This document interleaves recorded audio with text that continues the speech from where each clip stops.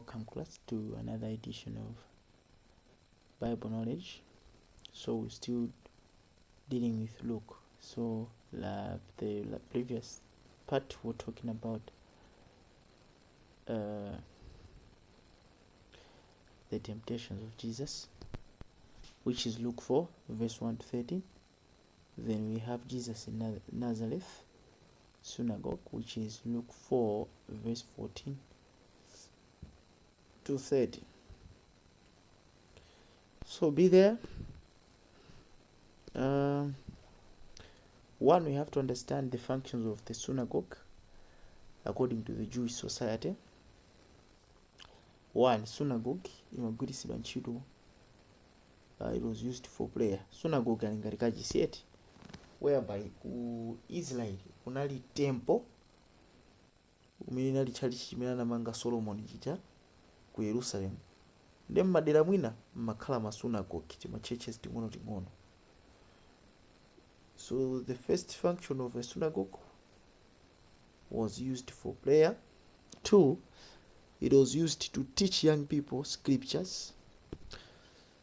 3, it was used to conduct court cases by the Sanhedrin. Sanhedrin kanali kabungwe kamaloya kapena ngati high court ya ku Israel nthawi imeneyo. So that is the Sanhedrin. So Jewish worshipping procedures or order of the Sabbath service in the synagogue. 1, kumachitika 2 prayers, the Shema and the 18 benedictions. 2 prayers. Ndekuti Ayuda akakhakuta kupemphera la Sabata likakwana apemphera bwanji.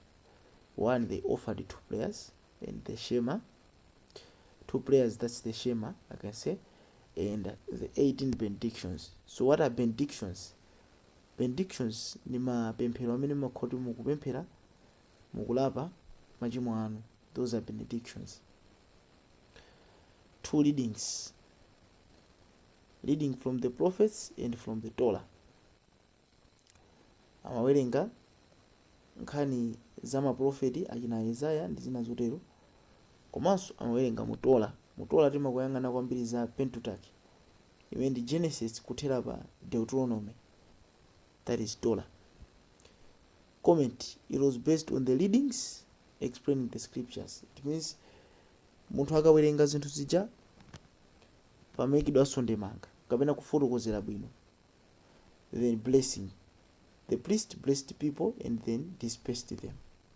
They would after comment ansembe amadalitsa anthu, then anthu amabalalika kumapita. Outline what Jesus read in Nazareth synagogue. So Jesus read from Isaiah 61 verse 1 to 3. Yesu atapasidwa moyo talalikire anawerenga pamenepa. The Spirit of the Lord is upon me. He has chosen me to bring good news to the poor. He has sent me to proclaim liberty to the captives, to set free the oppressed, to announce that time has come when the Lord will save his people. So comment imeanaika Yesu ndionena kuti this passage of scripture has come true today as you heard it being read. So wafotokoza kuti Mzimu wa Ambuye uli pa ine, anandisankha ine kuti ndibweretse uthenga wabwino kwa anthu osauka. Komanso tipereke ufulu kwa anthu amene ali mu ukapolo kapena kumunsinga, komanso kumasula amene aloponderezedwa, komanso kulengeza kuti apena kulalika kuti nthawi yakwana imene Ambuye atapulumutsa anthu awo. Nde apa anafoto comment yake Yesu atalalikira anena kuti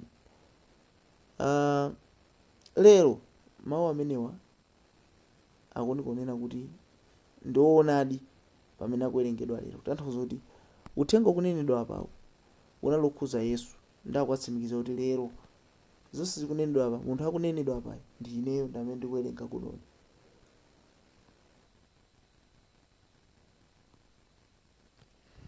That's the comment. Now, the reaction of the people. First reaction. All the people were impressed. That is the first reaction. All marveled at the eloquent words he spoke. Mawu amene anayankhula, mawu amphamvu. And of course, samamvesesa what it means. That's eloquent words. They wondered if he was indeed the son of Joseph the carpenter. Ena ramadapo koma zimene kuyankhula zimenezi ndiye mweyi wapompa idi kapena ndi winaso. What did Jesus say in response to their reaction? This is what Jesus said. I'm sure you will quote me, Dr. Hughes, heal yourself. You will also tell me to do here in my hometown what I did in Capernaum. I tell you, so prophets are never welcomed in their hometown. There were many widows in Israel suffering from hunger during the time of Elijah. But Elijah was sent to no one in Israel, but to a widow living in Zarephath. There were many people in Israel suffering from leprosy in Elisha's time. Yet no one in Israel was healed but Naaman the Syrian. So this was the response of Jesus to the response of the people, because the people did not believe what he said. So he was telling them kuti nene lisalemikizidwa kwawo, komanso mu Israeli mulaya azimayi ambiri amasiye, koma Eliya ayakakulaya ndi mzimayi wina amene sanali mu Yuda iyayi. Komanso kuna anthu akhate ambiri mu Israeli nthawi ya Elisha, koma amene anachira anali Naamani amene sanali ku Israeli. So that was the answer. Amangofuna kutanthauza kuti anthu sanamkhulupirire, therefore a prophet is not respected in his hometown. What was the reaction of the people to what Jesus said? 1. They became angry. 2. They dragged Jesus out of town. 3. They took him to the top of the hill. 4. They meant to throw him over the cliff, but he walked through the middle of the cloud and went away. So reaction ya anthu inali imeneyo, yonena kuti angwire ampite naye pakamwamba pa cliff pena pamwamba pamene wakamvungire pasi. That's what the people planned to do. Yeah, so lastly, let us discuss why did the listeners in the synagogue of Nazareth became angry. 1. To them, Jesus was just an ordinary person like them. Anaona kuti Yesu ni munthu chabe, therefore sangamanene zonena kuti iye wabwera ngati mpulumutsi. Komanso, he had performed more miracles in Capernaum than in his hometown. Capernaum, that's ku Kaperenawo. So anakwiya nazo kuti bwanji ma miracles akupanga ambiri kwina kwawo kwayi. He said salvation might go to the Gentiles. Amalimbikitsa naye kuti chipulumutso chipita kwa anthu a mitundu. He condemned the Gentiles as being better than the ancestors of the Jews. And lastly, because he said prophets are never welcomed at their hometown. So the people were angry or hated him because of these things. They were not happy.